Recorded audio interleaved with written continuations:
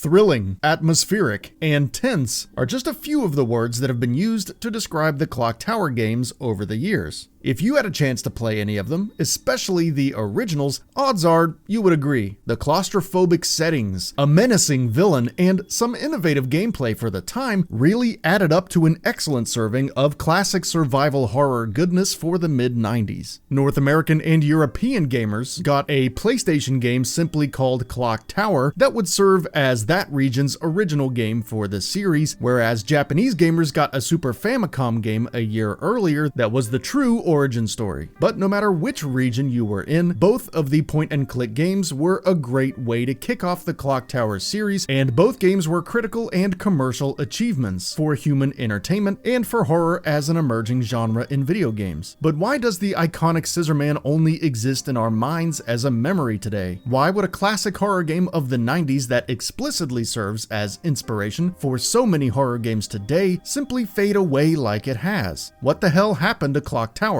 Modern horror games owe a lot to Clock Tower. While younger gamers today might look back on Amnesia: The Dark Descent or Outlast as their first foray into real survival horror, us old-timers who were around in the 90s know better. While Resident Evil and Silent Hill were giving players multiple guns, knives, and lead pipes to combat monstrous unspeakables that inhabited those worlds, the Clock Tower series was leading the charge into a horror subgenre that really knew what it meant to make players feel helpless, alone, and forced to take advantage of their surroundings in order to survive. Instead of managing inventory slots and planning which gun or ammo clip to carry with you into the next area, Clock Tower made you think on your feet, as any given area had a different selection of items to use defensively or to hide behind, while some areas had nothing helpful at all. To further add to the tension, Scissorman wouldn't be hanging around in predetermined areas like the enemies in most other horror games. There were some spots that would trigger a guaranteed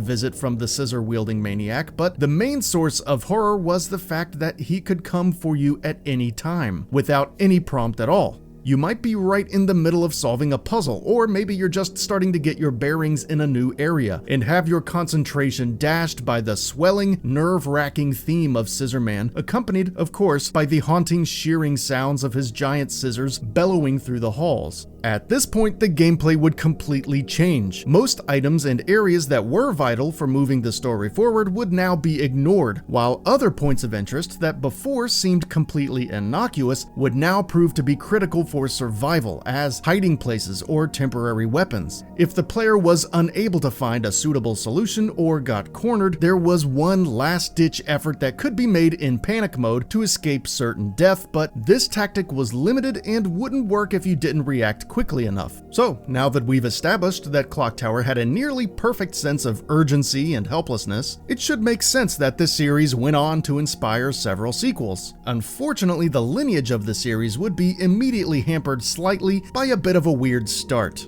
The original game in the series wasn't even released outside of Japan. To make matters even more confusing, the game that North America and Europe was calling the first was called Clock Tower 2 in Japan, which is understandable since it was a sequel to that Super Famicom game, whereas the Clock Tower 2 in North America was actually Clock Tower Ghost Head in Japan, where it was treated as a spin-off rather than part of the original lineage, which again makes more sense since the setting and characters are pretty much unrelated to the story that we had been told thus far. And Europe didn't even get a version of that game. This mess was cleaned up with the third game being called Clock Tower 3 in all major territories and only having differences in cover art. But by that time, it was too late for the series, and we'll get into that later. On top of the games being a bit of a mess chronologically, the series couldn't quite maintain the magic of the original two games. North America's Clock Tower 2 Ghost Head in Japan wasn't a great game, and while it did have its moments, it just couldn't hold a candle to the original two in just about any category.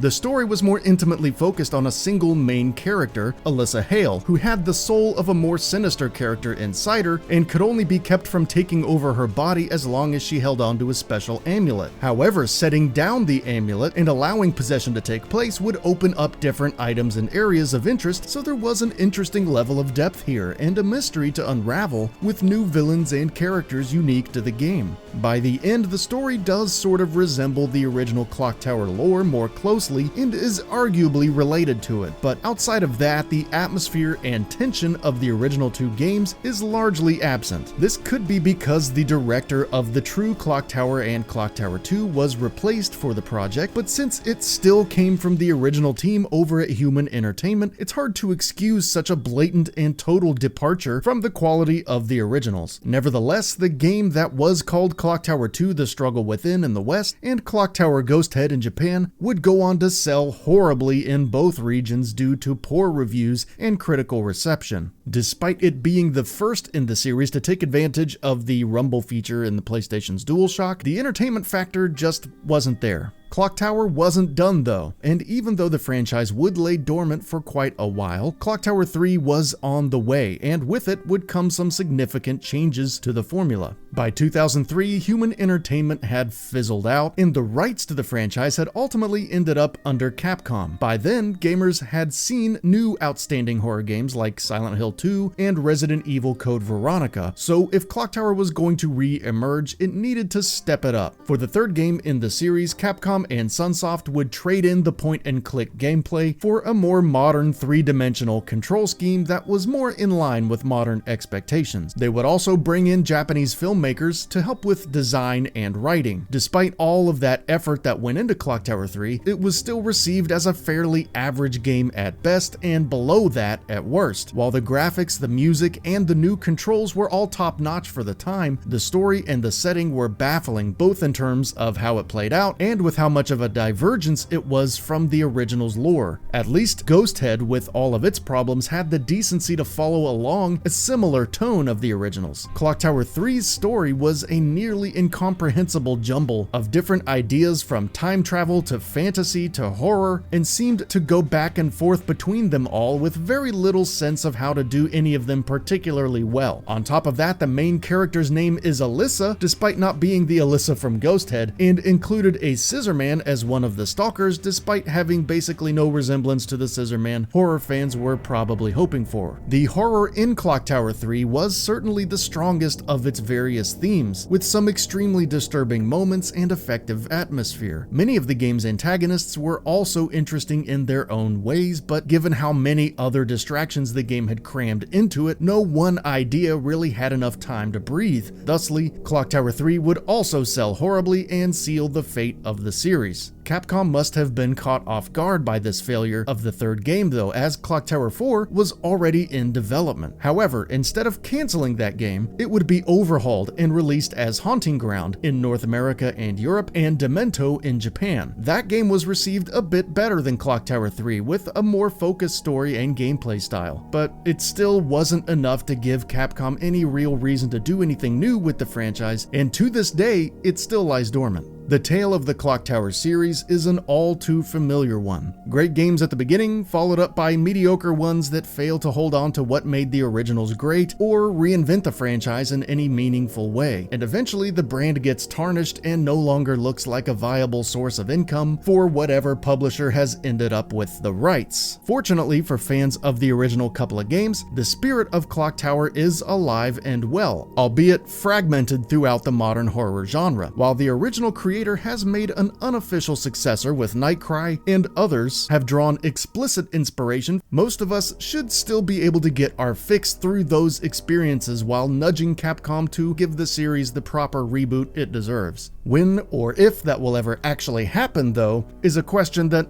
only time can answer. That's it for this video. If you enjoyed and would like to see more, feel free to hit that subscribe button and hit the notification bell to ensure you'll be notified when new videos go up.